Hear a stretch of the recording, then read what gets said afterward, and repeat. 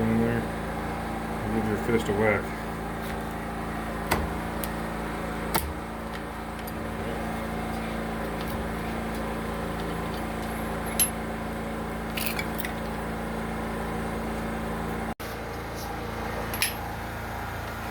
Yeah, that was just.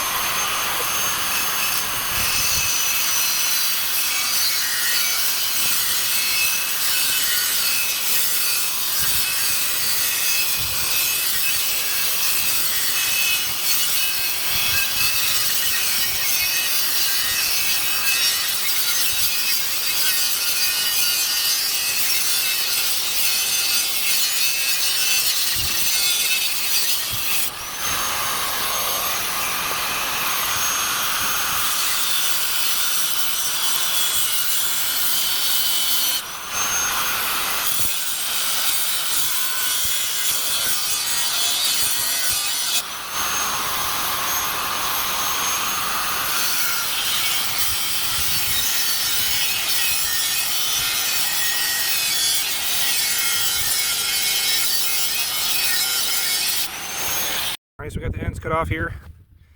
And ready to go. So this is going to require a little bit more finesse, so I'm going to move it up from the angle grinder to the old cutoff tool, a 3-incher. Get in there, and you guys have seen that done before on the last one, so you won't miss out on much. But I'm going to go ahead and cut it, and then I'm going to weld on. Well, I'm going to weld on the lid. So this is like the lid. Basically, we're doing this third world, phase 1 real world, Jurassic Park third world style. Dollars of equipment, thousands of dollars worth of equipment to make it happen, and that's just not the case. So we're doing this basically the way everybody could do it, with things that are available to the average Joe that's not rolling in dough per se. And if you're rolling in dough, good for you, buy the expensive stuff. But if you're just starting out, getting things sampled and on a budget, I think this is the way to go. You can buy these propane tanks at the salvage yard they almost just give them to you. And if you can do something with this stuff and turn around and make a profit, I mean, heck, there's just so many things you can do with the ball mill anyways. So many things you can do with propane tanks, forges, barbecues, you name it. So, but we'll see if this works. It'll be pretty cool. And yeah, so I guess I have a MIG welder, but we're going to weld this thing up with 2 batteries in series. Stick welder. This fits in here like this. Like that. And then we'll weld this, bend and weld this on here all the way around. Okay.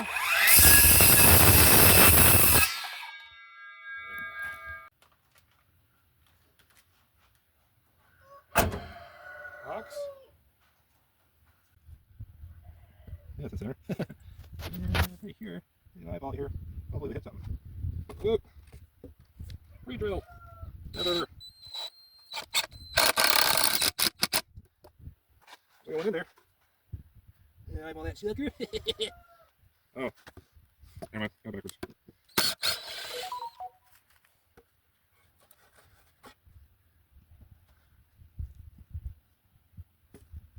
In the center. Over. Okay. Okay.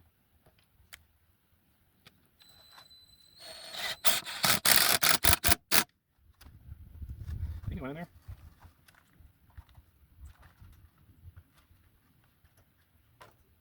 There it goes.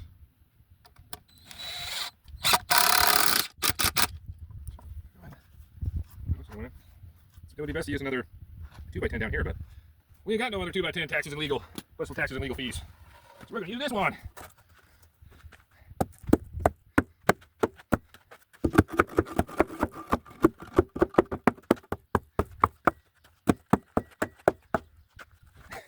So keep going. Now this one's going to break the internet. We're going to throw bamboo in this bad boy. Phase 1 real world, third world country style. Third world, phase 1 real.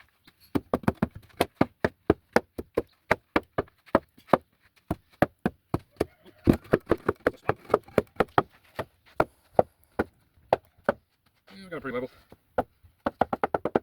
Jackhammer mode. All right, throwing some rocks in there.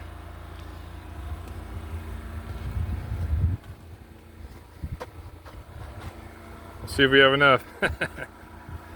All right, I'm spreading out the yard rock. Hopefully that helps spread out the cement a little bit. Yes, folks, that's bamboo in my cement. There's some bamboo in my cement. And I've done it before, it works good. Got a few bags left. Gonna stretch out that Portland to the max. Might not make it to the top, we'll see, we'll get close. But this has happened to me before where I've had to finish it off, almost a day later, and just kind of let the base dry there. Which sucks, but this is one of the tallest slabs I've ever done. I've never done a 2x10. I think I've done a 2x8. Definitely done a 2x6, but never a 2x10, so it sure does take a lot of cement. But yeah, there's probably going to be a lot of people hating on that bamboo, but it's not one of those structures here that needs to be super bulletproof. a driveway or something like that, yeah, heck yeah, they'll rebar in that. Gonna put some seriously heavy loads on it, but nothing crazy here, just something to help hold the cement together. And it's homegrown bamboo, and it's free. I dried it out first, which makes it a little bit more brittle, but it's not going to expand and contract or anything. Whether that makes a huge difference or not. I would think dry would be better, just because, like I said, the expansion and the contraction, if it's dry, it's pretty much done. It's done contracting, so anyways, that's my theory. But I've done the bamboo for years. It's worked out great for me. Super cheap. It's coming along. Little Harbor Freight cement mixer has been hanging in there. Looking pretty good. It's coming along.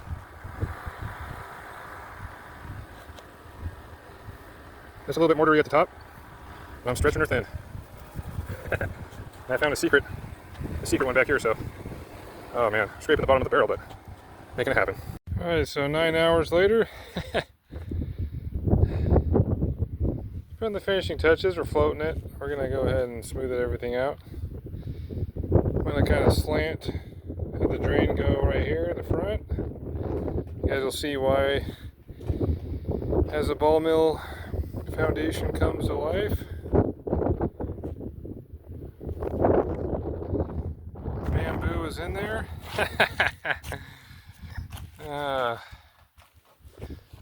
Alright, phase 1 real world complete. Phase 1 real world 3 third world. Just about done here. And then we got about 20 more cement bags to do this one. It took a long time because I had to custom mix all those Portland bags. So gotta get more quickcrete and go a lot faster. But that's it for now. There it is, about a week later. A little water on it. It's a big one, 2x10.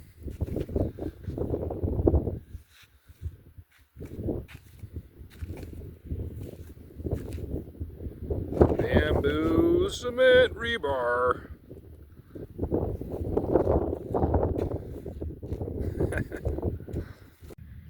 I get some power here at the off-grid mill site before I put the panels in right here, the boards. Get a cement slab going for the batteries. Got the jaw crusher and the impact mill. This is gas powered, but we got the impact mill. A little slab going for the generator, so it's not sitting on wood. And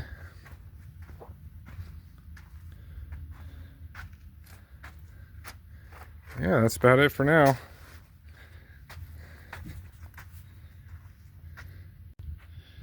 Got the old ball mill slab ready to go.